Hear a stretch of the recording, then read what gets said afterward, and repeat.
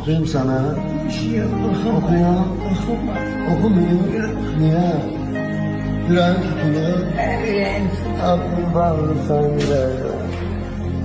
Yüreğim tutulur okumadın. Alacan bağrımda neylemişem ben. Öz canımı kurban eylemişem ben. İki kelime danıştım ayrıldım benden. Kalbimi şuur eledi şirin dilleri. Anacan bağrına alır, anacan başına gülüp koy dolanım ben. Ben o sevgilime hayranım ben. Anacan eş botla yanmamışam ben. Hele de bir tecrübe almamışam ben.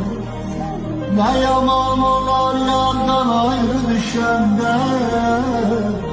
Orada yatsı yaman kalmamışam.